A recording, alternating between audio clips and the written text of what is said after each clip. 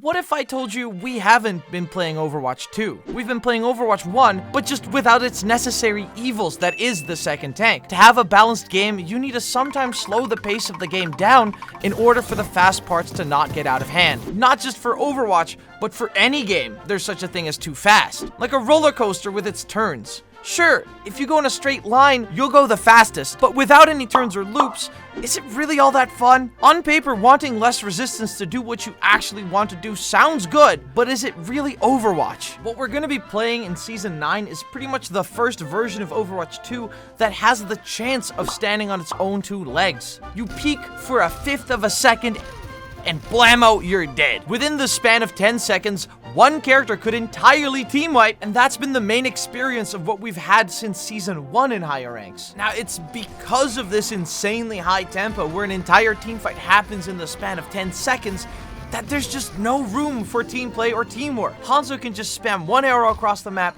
Widow can just click a single button, Sojourn can just zoop, and Kiriko is just a miniature Hanzo in the support category. It's black and white. Either someone is dead or someone lives. One person always has a clear advantage. If you want help, the interaction is already over before you're done asking for help. So, how did we get to this? Well, difficulty is being used as an excuse. Let me explain. As much as I would love to stand behind it, skill expression is not an excuse for a single group of 5 elite status heroes to be overwhelmingly dominant in top 500, but then at the same time completely terrible for 90% of the rest of the player base that isn't top 500. That's how we get buffs to quote-unquote dominant heroes like Sojourn in Season 8's mid-season patch, where everyone was left scratching their heads at Sojourn getting a buff to have a minimum rail charge of 25 charge, even though she makes up an overwhelming majority of the top 500 leaderboards. Sojourn is my favorite example of this being the case, but it definitely applies to way more heroes like Kiriko, Genji, Sombra, Tracer, Widowmaker, Hanzo. You get the point. They're all really cool heroes in their own right, but this creates the scenario where high-rank Overwatch is a completely different game from low-rank Overwatch. An entirely different group of heroes against you and heroes with you. If you want to get to top 500, you really only have a chance to be high rank if you grind it on those heroes. The game in high rank becomes about just staying alive and not about what happens when you're alive. Anyone that enjoys this version of the game plays the game. Anyone that doesn't enjoy it has no other choice. So they stop. So what's so clever about Season 9?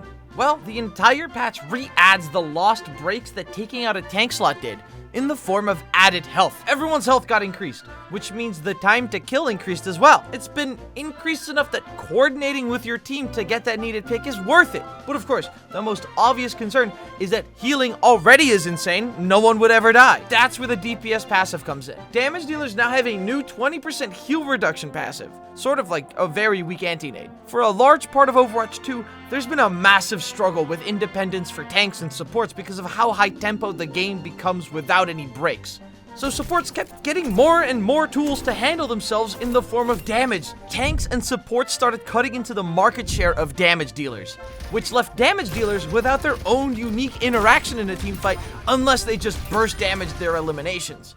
The closest we have to a unique value as damage dealers would be Sombra's Hack, Mei's Wall, or Hanzo's Sonic Arrow. Supports heal, but also do damage. Tanks tank, but also do damage. Damage dealers, well, they do damage, and that's it. So the 20% heal debuff is essentially 2 birds with 1 stone. Damage dealers as a whole have a specific purpose to be called by their teammates for. They have their own identity, as well as it being a way to tackle when supports just spam healing on someone to tank through damage, which would be a problem with the health buff. But this doesn't change the status of the high-ranked heroes. There's been no bridging the gap between the elite tier status and common folk tier status heroes. Would you believe it? They tackled that too, because if health is bigger and it's already impossible to hit enough shots to kill someone consistently as is for so many people on heroes like Sojourn or Kiriko, just average it out. And sure, that sounds scary, but when an infinite skill ceiling gets used as an excuse for a hero to be overwhelmingly dominant, it becomes an issue. And that goes for any mechanic in any game, not just Overwatch. Sojourn is a really good hero, but just not for a game like Overwatch 2. The skill floor is too high for an overwhelming majority of players, and the skill ceiling is too dominant for high-ranked players. Unless something is done to bring the whole skill curve to a better average, Heroes like that are objectively unhealthy for the game in the long term and extremely unfun to play with or against in the short term. Solution: big bullet. Everyone gets an easier time to hit their shots. See, did you know the amount of damage a hero does is balanced around how often a hero misses their shots, not how many they hit? A Widowmaker is considered balanced because you hit only 50% of your shots. But if you hit 100% of your shots, she'd be nonsense. So by letting every hero, including the dominant heroes, hit more shot, it paints a better picture and it allows them to actually be nerfed properly without it affecting different ranks differently. It's actually a pretty clever way to make the entire game healthier in the long run. Look, Overwatch has had it rough for a while, but I really do think that this time around, we might actually be heading in the right direction. So I say let's give it a chance. But for now, thanks for watching. If you like this video, be sure to watch some of my other stuff too, because that's what the YouTube algorithm thinks is good for the channel. Okay, bye now. Bye-bye. Bye now. Bye. Click this video. Bye now. Bye. Okay, bye. Click the video. Bye now. Bye. Okay, goodbye.